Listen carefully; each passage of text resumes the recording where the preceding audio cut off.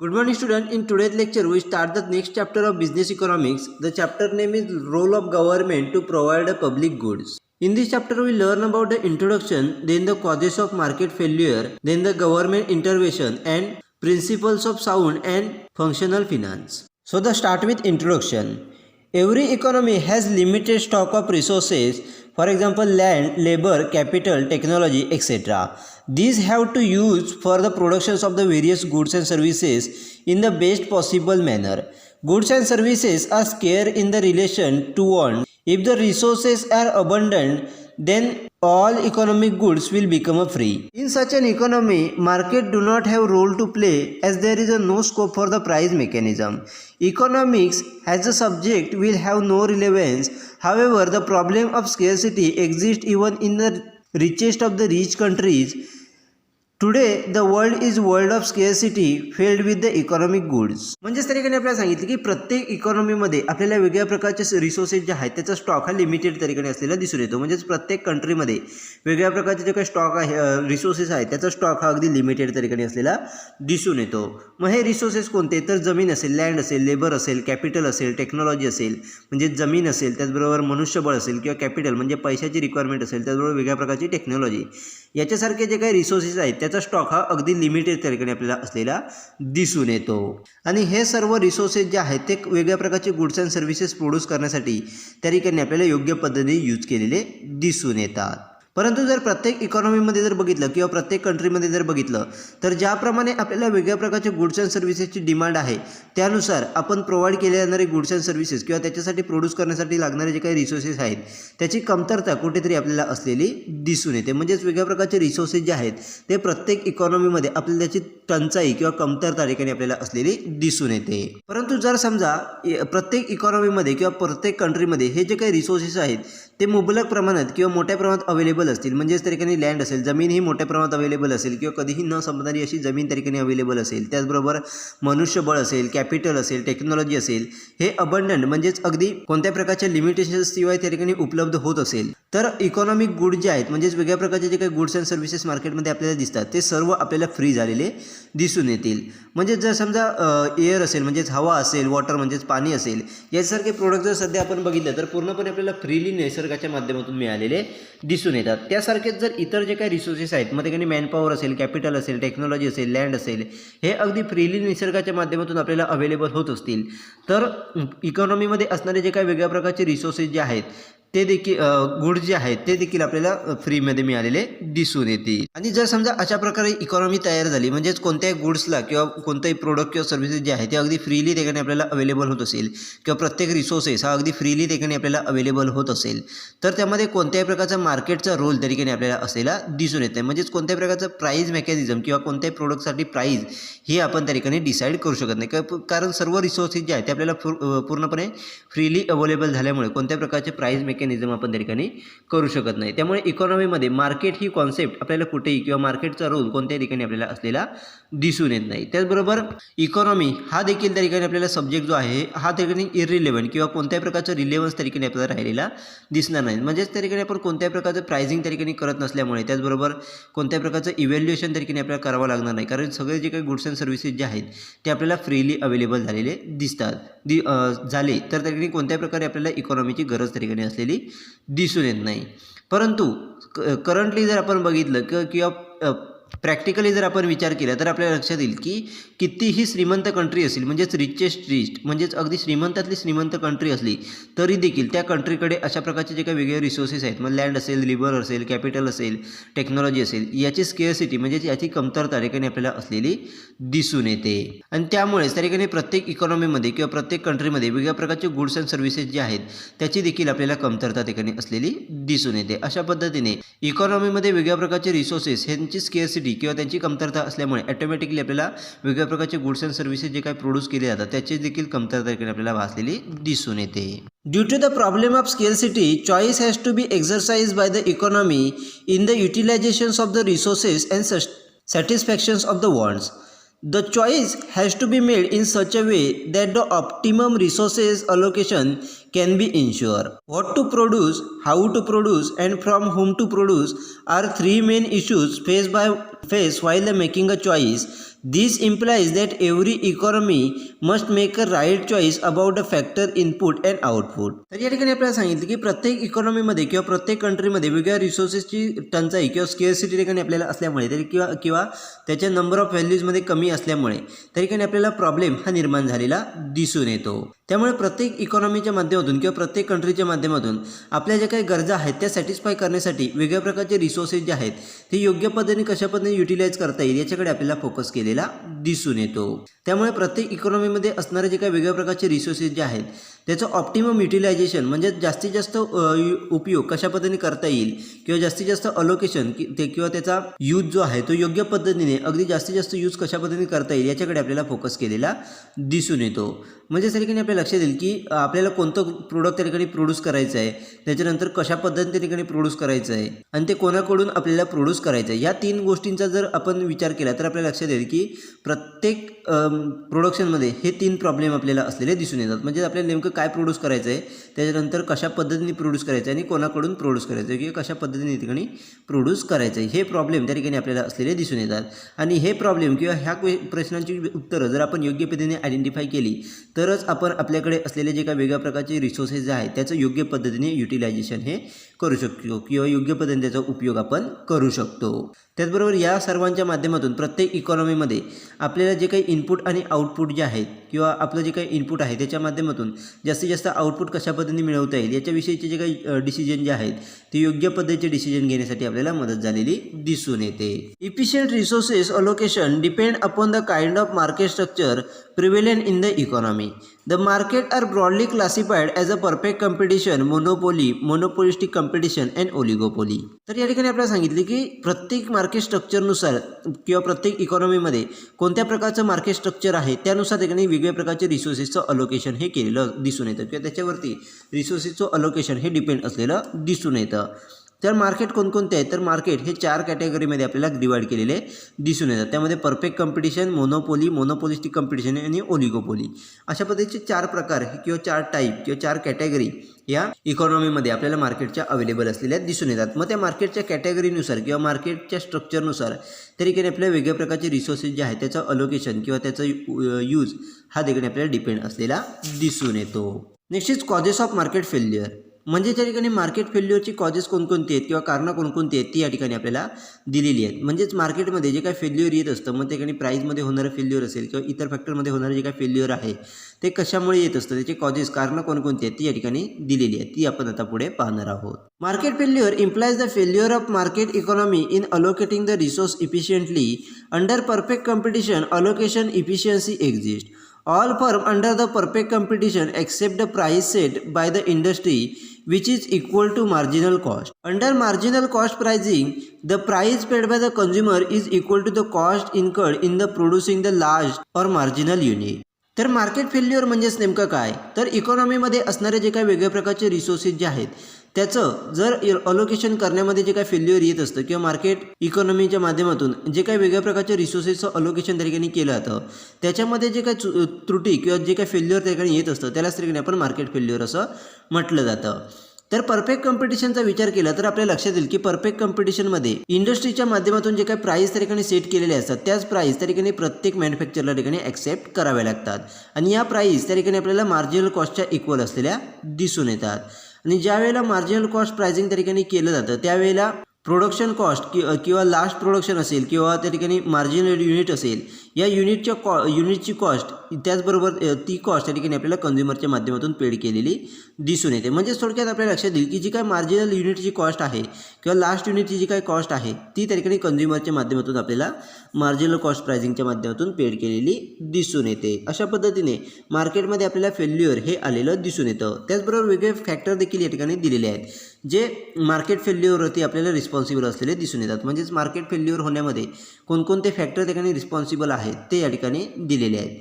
मग ते फॅक्टर कोणकोणते आहेत ते आपण आता पुढे पाहणार आहोत. First is public goods. Public goods are the certain goods which have some special features. They do not implies the goods produced by the public sector. They are been explained by classifying the goods as a rival goods and non-rival goods. Rival goods is a one which can be consumed by the only one person at a time. Another person cannot have a same unit simultaneously. तर या ठिकाणी first आपल्याला factor सांगितलं तर म्हणजेच public goods. तर public goods म्हणजेच कोणती गुड्स किंवा कोणते प्रोडक्ट तर ज्याच्यामध्ये काही ठराविक प्रोडक्टमध्ये आपल्याला काही स्पेशल फीचर्स त्या ठिकाणी आपल्याला असलेले दिसून येतात. अशा प्रकारचे गुड्स आहेत त्यालाच आपण त्या ठिकाणी पब्लिक गुड्स असं म्हटलं जातं.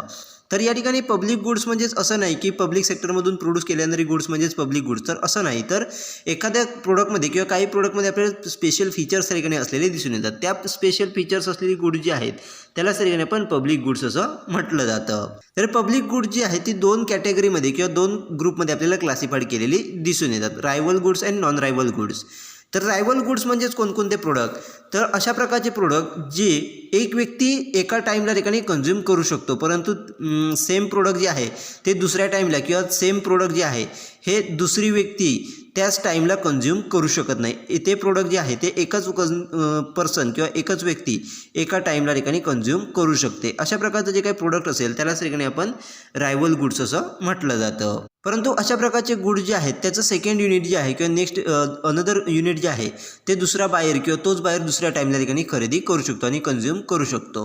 म्हणजेच फॉर एक्झाम्पल जर समजा एक्स या व्यक्तीने एका पिझ्झाची ऑर्डर दिली, तो पिझ्झा त्याच्याकडे आल्याच्या नंतर त्याच टाईमला जर वाय या कंझ्युमरने जर त्याकडे पिझ्झाची ऑर्डर दिली असेल तर एक पिझ्झा जो आहे तो एक्सला मिळेल आणि दुसरा पिझ्झा जो आहे तो वायला मिळेल. म्हणजेच एकाच प्रोडक्टचे दोन युनिट हे त्याकडे दोन कंझ्युमरला मिळालेले दिसून येतात. परंतु एक्सला दिलेलाच पिझ्झा आपण वायला ठिकाणी प्रोव्हाइड करू शकत नाही सेम टाईमला. अशा पद्धतीचे जे काही गुड्स असतात त्यालाच ठिकाणी आपण रायव्हल गुड्स असं म्हटलं जातं. आणि अशा प्रकारच्या गुड्सच्या माध्यमातून त्या ठिकाणी एका व्यक्तीने कंझ्युम केल्याच्या नंतर इतर व्यक्तीसाठी जी काही अवेलेबिलिटी होती त्या गुड्सची ती आपल्याला कमी झालेली दिसून येते. म्हणजेच त्या एक्स या व्यक्तीने पिझ्झा कंझ्युम केल्याच्या नंतर वायसाठी जो काही मिळणारा तो पिझ्झा होता तो आपल्याला कमी झालेला दिसून येतो. त्याचं नेक्स्ट युनिट आपल्याला ठिकाणी प्रोड्यूस करावं लागलेलं दिसून येतं. अशा पद्धतीने त्याची अवेलेबिलिटी जी आहे ती आपल्याला कमी झालेली दिसून येते. त्यामुळे अशा प्रकारच्या गुड्सला ठिकाणी आपण प्रायव्हेट गुड्स असं देखील म्हटलं जातं. Public goods on the other hand are non rival goods. Public goods are enjoyed by the all people at the same time. For example public garden, flood control project, defence etcetera. Next त्या ठिकाणी आपल्याला type दिला तो म्हणजेच non rival goods. तर non rival गुड्सला त्या ठिकाणी आपण पब्लिक गुड्स असं देखील म्हटलं जातं. मग हे कोणते गुड्स आहे तर अशा प्रकारचे प्रोडक्ट जे त्या ठिकाणी वेगवेगळ्या व्यक्तींच्या माध्यमातून एका टाईमला ठिकाणी एन्जॉय करू शकतात किंवा एका प्रोडक्ट जे आहे किंवा गुड जे आहे त्याचा यूज हा ठिकाणी वेगवेगळ्या लोकांच्या माध्यमातून एका टाईमला ठिकाणी करू शकतात. अशा प्रकारचे प्रोडक्ट जे आहेत त्याला ठिकाणी आपण नॉन रायव्हल गुड्स किंवा पब्लिक गुड्स असं म्हटलं जातं. म्हणजेच फॉर एक्झाम्पल सांगायचं झालं तर पब्लिक गार्डन असेल किंवा फ्लड कंट्रोल प्रोजेक्ट असेल किंवा डिफेन्स सिस्टम असेल त्याचा यूज हा मल्टिपल लोक किंवा वेगवेगळी लोक ही एका टाईमला आपल्याला करताना दिसून येतात. अशा प्रकारच्या प्रोडक्टला ठिकाणी आपण नॉन रायव्हल गुड्स किंवा पब्लिक गुड्स असं म्हटलं जातं. आणि यावरती कोणत्या प्रकारचे रिस्ट्रिक्शन्स त्या ठिकाणी आपल्याला असलेले दिसून येत नाही. म्हणजेच पर्टिक्युलर ग्रुपवरती ठिकाणी रिस्ट्रिक्शन्स आहेत किंवा याच व्यक्तीने ठिकाणी प्रोडक्ट वापरलं पाहिजे अशा प्रकारचे रिस्ट्रिक्शन्स त्या ठिकाणी आपल्याला असलेले दिसून येत नाही. त्यामुळे प्रत्येक कंझ्युमरच्या माध्यमातून त्या ठिकाणी आपल्याला गुड्स जे आहेत ते आपल्याला यूज केलेले दिसून येतात. Apart from non rivalry another features of the public goods is non excludability of their consumption. This implies that it is difficult to exclude the people who are not willing to pay for it while they are distributing public goods. For example, when a government strengthens the national security, the benefits are available to the all people, including those who do not pay for it. तर या ठिकाणी आपल्या लक्षात येईल की public गुड्सला त्या ठिकाणी non रायव्हली बरोबरच इतरही काही फीचर आपल्याला असलेले दिसून येतात. त्यामध्ये non excludability of their consumption म्हणजे त्याचं कन्झम्पशन जे आहे त्याच्यापासून कोणत्याही व्यक्तीला आपण एक्सक्लूड करू शकत नाही किंवा कोणत्या व्यक्तीला त्यापासून बाजूला ठेवू शकत नाही. अशा पद्धतीचं फीचर त्या ठिकाणी आपल्याला असलेलं दिसून येतं. म्हणजे जर समजा एखाद्या पब्लिक प्रोडक्ट त्या ठिकाणी प्रोड्यूस केल्याच्या नंतर त्याचा यूज हा सर्व व्यक्ती त्या ठिकाणी आपल्याला करताना दिसून येतात. म्हणजे त्या व्यक्तीने जरी त्या गुड्ससाठी पेमेंट केलं नसेल किंवा त्या पब्लिक गुड्ससाठी त्याच्या डिस्ट्रीब्युशनमध्ये कोणत्या प्रकारचं पेमेंट केलं नसेल तरी देखील त्याला ते प्रोडक्टचा यूज केलेला आपल्याला दिसून येतो. म्हणजेच फॉर एक्झाम्पल जर समजा गव्हर्नमेंटच्या माध्यमातून एखादी नॅशनल सिक्युरिटी ही डेव्हलप केली असेल तर त्याचा उपयोग किंवा त्याचा बेनिफिट हा त्या सर्व्हिसेससाठी किंवा त्या सिक्युरिटीसाठी नॉन पेयर असतील किंवा ज्या पेमेंट केलेले नसतील त्या लोकांना देखील त्याचा बेनिफिट आपल्याला झालेला दिसून येतो. अशा पद्धतीने पब्लिक गुड्सचा प्रत्येक व्यक्तीला ठिकाणी अवेलेबिलिटी असलेली दिसून येते आणि याच्या माध्यमातूनच ठिकाणी आपल्याला मार्केट फेल्युअर जे आहे हे ठिकाणी आपल्याला आलेलं दिसून येतं. Next is monopoly power. Monopoly market is an imperfect market. The monopoly firm is a single seller in the market. It faces a down-sloping demand curve. The monopoly firm attain the equilibrium at a point where the marginal revenue is equal to marginal cost, and marginal cost curve cut the marginal revenue from the below. However, the price is not equal to marginal cost. Under the monopoly price or the average revenue is a higher than the marginal cost. The essential conditions for the efficient resource allocation and maximizations of the welfare is a marginal cost pricing. That is, the price should be the equal to the marginal cost. This condition is not satisfied under monopoly. Hence, the allocating the efficiency is not possible under the monopoly. However, the monopoly firm do not produce the optimum output. These also indicate there is a no optimum use of resources. Next ठिकाणी आपल्याला factor दिले तर म्हणजेच monopoly power. म्हणजेच त्या ठिकाणी आपल्याला लक्षात येईल की मोनोपोली मार्केट हे इम्परफेक्ट मार्केट त्या ठिकाणी आपल्याला असलेलं दिसून येतं. त्याचबरोबर मोनोपोली मार्केटमध्ये सिंगल सेलर त्या ठिकाणी आपल्याला असलेला दिसून येतो आणि त्याच्या माध्यमातून त्याचा डिमांड कर्व जो आहे तो नेहमी त्या ठिकाणी आपल्याला डाऊनवर्ड स्लोपिंग त्या ठिकाणी असलेला दिसून येतो. म्हणजेच त्याचं डिमांड कर्व जो आहे तो नेहमी आपल्याला खाली खाली येताना लेफ्ट टू राईट त्या ठिकाणी आपल्याला खाली खाली येताना दिसून येतो. तर मोनोपोली फर्म हे इक्विलिब्रियम पॉईंट कुठे आयडेंटिफाय करत असतात किंवा अटेंड करत असतात तर ज्यावेळेला मार्जिनल कॉस्ट आणि मार्जिनल रिव्हेन्यू हा ज्यावेळेला इक्वल असतो त्यावेळेला ठिकाणी आपल्याला मोनोपोली मार्केटमध्ये इक्विलिब्रियम पॉईंट हा अटेंड केला जातो आणि तेवढ्या प्रमाणाचं आउटपुट हे ठिकाणी आपल्याला घेतलेलं दिसून येतं. त्याचबरोबर मार्जिनल कॉस्ट आणि मार्जिनल रिव्हेन्यू हा ज्यावेळेला मार्जिनल कॉस्ट ही मार्जिनल रिव्हेन्यूला खालील बाजून कट करत असेल त्या पॉईंटला ठिकाणी इक्विलिब्रियम पॉईंट हा डिसाईड केला जातो आणि त्याच पॉईंटवरती जे काही आउटपुट असेल तेवढं आउटपुट हे प्रोड्यूस केलेलं आपल्याला दिसून येतं. त्यामुळे प्राईस जी आहे ती मार्जिनल कॉस्टच्या इक्वल त्या ठिकाणी आपल्याला असलेली दिसून येत नाही. त्याचबरोबर मोनोपोली मार्केटमध्ये किंवा मोनोपोली प्राईस जी आहे ही मार्जिनल कॉस्टपेक्षा जास्त त्या ठिकाणी आपल्याला असलेली दिसून येते. परंतु जर त्या ठिकाणी आपल्याला मार्केट जे आहे ते सस्टेन ठेवायचं असेल, मार्केटमध्ये कोणत्या प्रकारचं फेल्युअर त्या ठिकाणी यायचं नसेल किंवा येऊ द्यायचं नसेल तर त्या ठिकाणी आपल्याला आपले जे काही रिसोर्सेस आहेत त्याचं योग्य पद्धतीने अलोकेशन त्या ठिकाणी आपल्याला करणं गरजेचं आहे किंवा इफिशियंट पद्धतीने रिसोर्सेसचं अलोकेशन त्या ठिकाणी करणं आपल्याला गरजेचं आहे.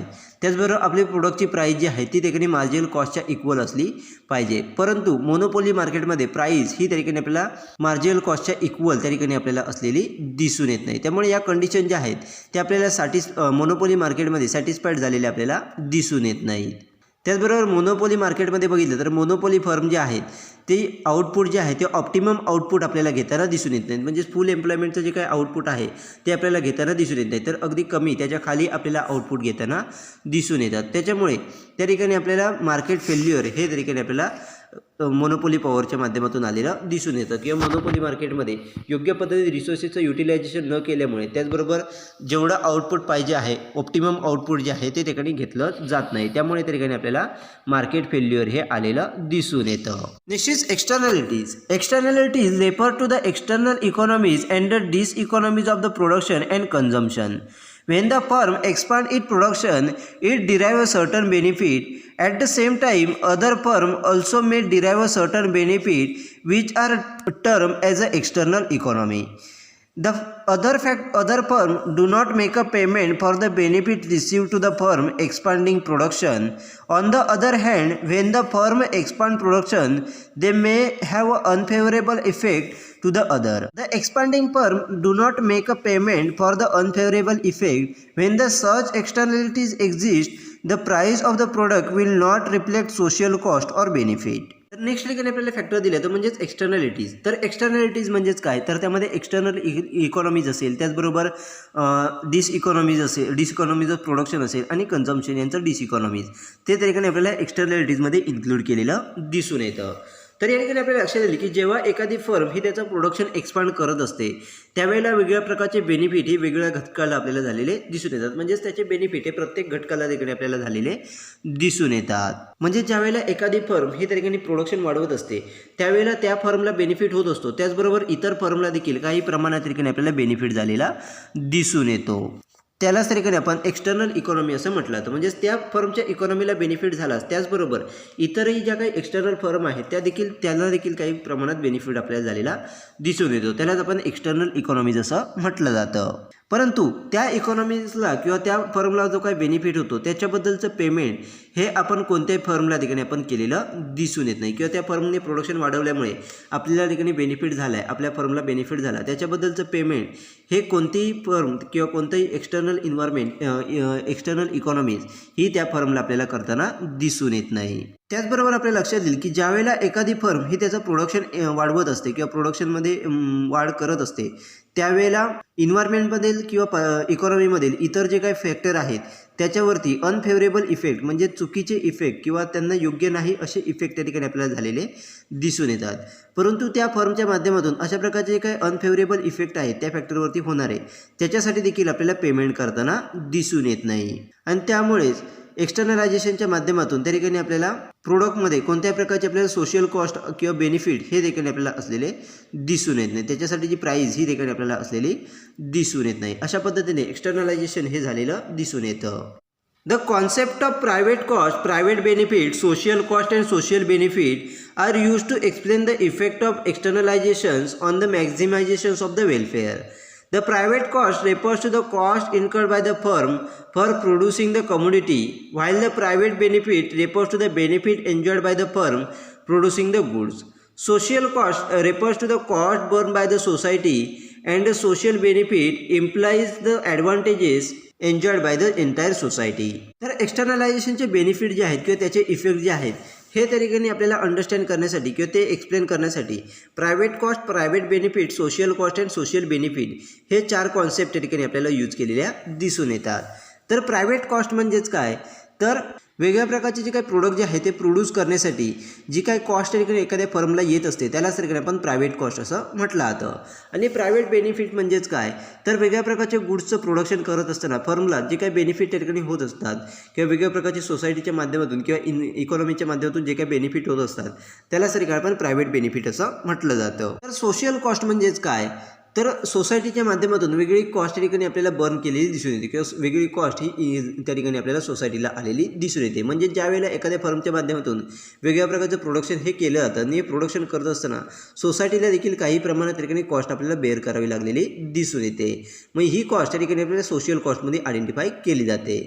तर सोशल बेनिफिट म्हणजेच काय, तर एखाद्या फर्मने किंवा एखाद्या इंडस्ट्रीजने प्रोडक्शन वाढवल्याच्या नंतर जे काही सोसायटीला पूर्ण सोसायटीला जे काही बेनिफिट होत असतात किंवा त्याचे जे काही ॲडव्हान्टेजेस त्या ठिकाणी होत असतात त्यालाच त्या ठिकाणी आपण सोशल बेनिफिट असं म्हटलं जातं. आणि याच्या माध्यमातून एक्सटर्नलायझेशन जे आहे याचे इफेक्ट त्या ठिकाणी आपल्याला लक्षात येत असतील.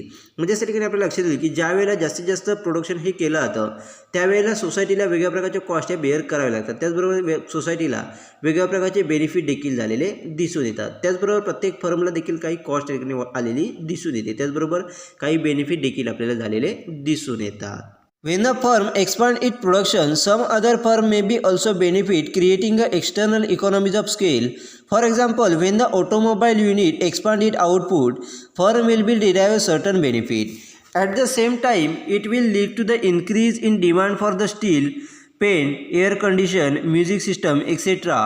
All these firms will supply these items will also increase their production, giving rise to the further benefit. Similarly, when a metro rail or the monorail is introduced, the railway provide a greater services to the people.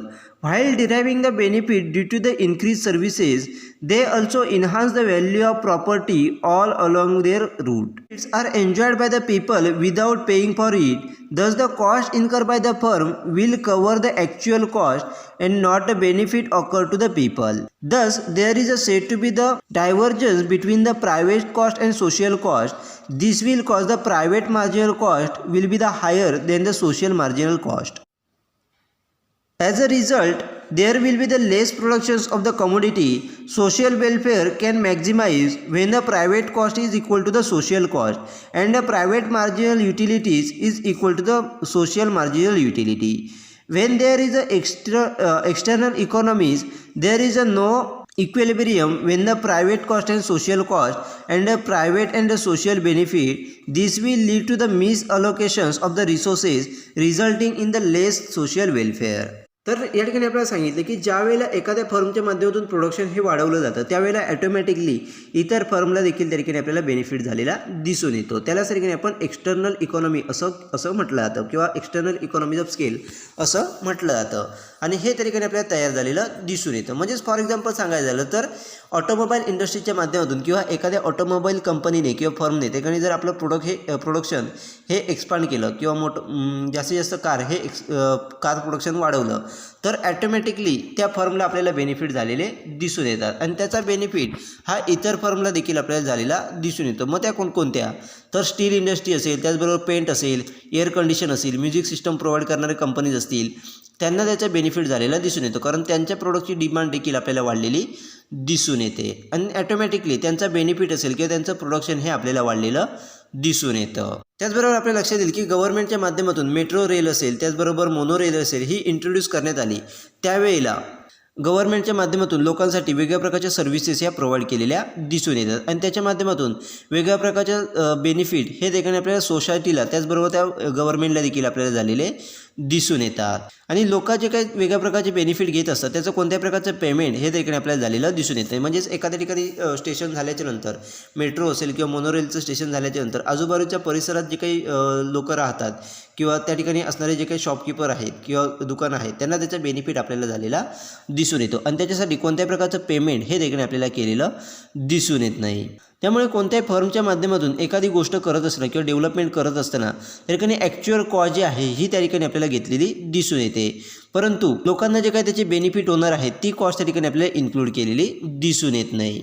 त्यामुळे त्या ठिकाणी social cost आणि private cost यांच्यामध्ये आपल्याला difference त्या ठिकाणी असलेला दिसून येतो. म्हणजेच प्रायव्हेट कॉस्ट म्हणजेच काय त्या फर्मला आलेला बेनिफिट आणि सोशल कॉस्ट म्हणजे सोसायटीला होणारा बेनिफिट याच्यामध्ये त्या ठिकाणी आपल्याला डिफरन्स त्या ठिकाणी असलेला दिसून येतो. म्हणजेच प्रायव्हेट मार्जिनल कॉस्ट जी आहे ही त्या ठिकाणी आपल्याला सोशल मार्जिनल कॉस्टपेक्षा जास्त असलेली दिसून येते आणि याचा रिझल्ट काय मिळतो तर तिकडे आपलं प्रोडक्शन जे आहे किंवा वेगळ्या प्रकारच्या कमोडिटीचं प्रोडक्शन जे आहे हे तिकडे आपल्याला कमी झालेलं दिसून येतं. त्याचबरोबर सोशल वेलफेअर कधी वाढत असतं किंवा समाजाचे कल्याण जे आहे किंवा त्यांचं हित हे केव्हा जास्त होत असतं तर ज्या वेळेला प्रायव्हेट कॉस्ट आणि सोशल कॉस्ट ह्या दोन्ही इक्वल असतात. त्याचबरोबर प्रायव्हेट मार्जिनल युटिलिटीज आणि सोशल मार्जिनल युटिलिटीज ह्या ज्या वेळेला इक्वल असतात त्यावेळेला ठिकाणी मोठ्या प्रमाणात सोशल वेलफेअर हे आपल्याला वाढलेलं दिसून येतं. परंतु ज्या वेळेला एक्सटर्नल इकॉनॉमीज त्या ठिकाणी मार्केटमध्ये असते त्यावेळेला ठिकाणी आपल्याला कोणत्या प्रकारचं इक्विलिब्रियम म्हणजेच प्रायव्हेट कॉस्ट आणि सोशल कॉस्ट किंवा प्रायव्हेट आणि सोशल बेनिफिट यांच्यामध्ये कोणत्या प्रकारचं इक्विलिब्रियम त्या ठिकाणी आपल्याला असलेलं दिसून येत नाही. म्हणजेच प्रायव्हेट कॉस्ट आणि सोशल कॉस्ट यांच्यामध्ये डिफरन्स असतो, त्याचबरोबर प्रायव्हेट बेनिफिट आणि सोशल बेनिफिट यांच्यामध्ये देखील त्या ठिकाणी आपल्याला डिफरन्स असलेला दिसून येतो. आणि याच्या माध्यमातूनच वेगळ्या प्रकारचे इकॉनॉमीमध्ये असणारे जे काही रिसोर्सेस जे आहेत त्याचं त्या ठिकाणी आपल्याला मिस अलोकेशन किंवा चुकीच्या पद्धतीने अलोकेशन त्या ठिकाणी आपल्याला झालेलं दिसून येतं आणि त्याच्या माध्यमातून आपल्याला सोशल वेलफेअर जे आहे ते देखील आपल्याला कमी झालेलं दिसून येतं. आणि रिसोर्सेसचं योग्य पद्धतीने अलोकेशन त्या ठिकाणी न झाल्यामुळे किंवा योग्य पद्धतीने त्या ठिकाणी आपल्याला बेनिफिट त्याचे न मिळाल्यामुळे किंवा पूर्ण युटिलायझेशन न केल्यामुळे त्या ठिकाणी आपल्याला मार्केट फेल्युअर हे आलेलं दिसून येतं. अशा पद्धतीने एक्सटर्नॅलिटीजच्या माध्यमातून देखील आपल्याला मार्केट फेल्युअर हे आलेलं दिसून येतं.